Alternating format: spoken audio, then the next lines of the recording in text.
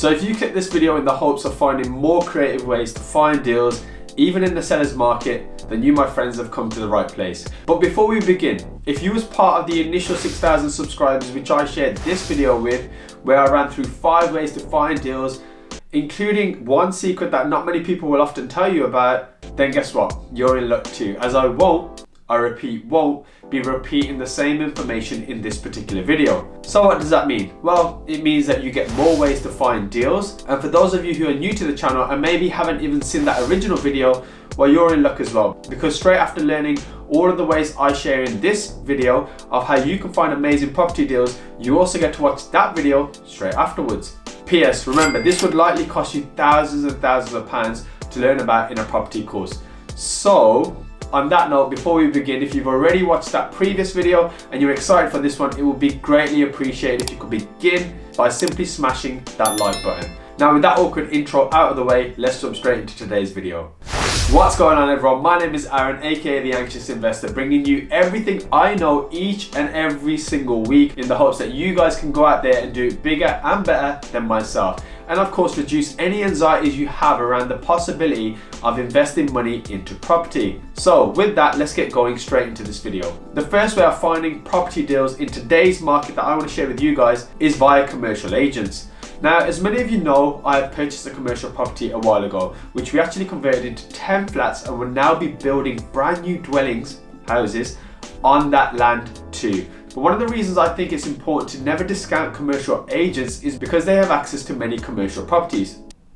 Well, obviously, but the best thing is some of these you can convert into residential. Now, if you're new to property, you're probably thinking, why would I want to convert a commercial to residential? Well, mark my words, you will. But if that strong argument of a sentence didn't quite work, then generally speaking, commercial space is valued far cheaper per square foot than residential space, which means you can potentially get more bang for your buck. It can even cost 4 times less, which means only one thing: a potential larger profit if you know what you're doing. Now, what I will be doing is more videos on permitted development, something I used last year, and commercial properties. So if that's something obviously interesting, then make sure you subscribe. But for now, I just want you to know that you have the capability to convert commercial units into residential properties, be that flats or houses, and hopefully that gives you another tool to add to your toolkit and a new market that you can potentially explore for further deals. Now, with that in mind, what do? Well, just how you should be or building rapport with estate agents, you most definitely should also be doing the same with commercial agents. So find those within your area. And one thing I've also found with commercial agents is they kind of work differently to residential agents. With residential dwellings, you'll see it on Facebook, Instagram, Rightmove, Zoopla, on the market, etc., etc. Whereas with commercials, what I'm tending to find, at least in my experience, is sometimes you have to be in direct conversation with the agents themselves to see the deals and actually have regular catch-ups. Now, you may be thinking, that doesn't really sound too great. Do they even market it at all? Well, actually, they do. Well, some of them do, but often they won't market it unless the vendor pays for the marketing up front. And generally, as I'm now finding myself, is before listing any of them on the market, they generally send them out to investors they previously worked with or they believe could take this particular unit off their hands. So get speaking to them and maybe consider subscribing if you want to learn more about this, because I'm going to be speaking about it in the near future.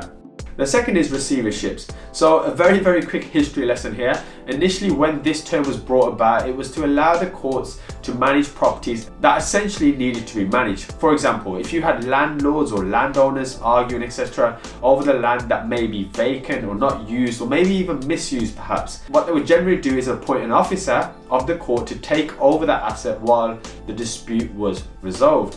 However, nowadays, and more important for those of you watching this video, this is where a creditor will assume ownership of a property should the person responsible for that may be defaulting on a mortgage or going bankrupt, for example. So essentially speaking, a lender of that property, i.e. let's just say a bank, for example, will appoint a fixed charge receiver, giving them the power to then sell that property and collect whatever rent they possibly can. Now, if you can find good contacts who do this, and they can actually be specialist surveyors as well, not just people who work in insolvency, then you have the potential to close a deal very, very quickly before it even goes out onto the open market or to an auction, and maybe get yourself a great deal. Now, the third one is asset managers. Now, of the 5 I previously mentioned in the first video that I said at the start of this video, this is something I'm now actually pursuing with a lot more intent and dedication. So it's one I have the least experience with, but as I always do, anything I learn of value, I will always share with all of you guys for absolutely free on this channel. But here I am essentially looking at building societies or bridging companies where maybe repossessions have taken place or are about to take place, and speak with the asset managers about what properties they need to sell that particular month. Now, providing you can offer something that settles the debt, obviously required by those who have a legal charge over it, most likely the bank, then you could potentially get a good deal before it even comes out onto the open market. So yes, it's a bit of sweat equity beforehand, but isn't that worth it? If you can find a genuine below market value deal that you haven't had to go into a bidding war with against the rest of the population, isn't that worth it? And now, speaking of bidding wars, that moves me over to the fourth one, auction properties. Now recently I've been getting back on the saddle with auction properties, even though I had admitted on some of my previous videos to seeing very little value in them previously. But what I did is I changed my angle, and that's for a few reasons which I'm going to share with you all now. You see, I was going to auctions where I initially simply couldn't compete, either due to the demand being so high with the amount of investors looking at that, or competing against investors with far too much money.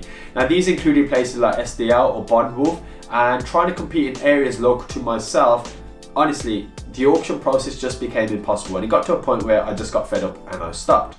Until now. Plus, I was also finding the best deals were sold prior, and the guide prices were just ridiculously low to entice new and naive investors into the game and really drive up the auction bidding war process and prices. However, nowadays I'm using a better strategy.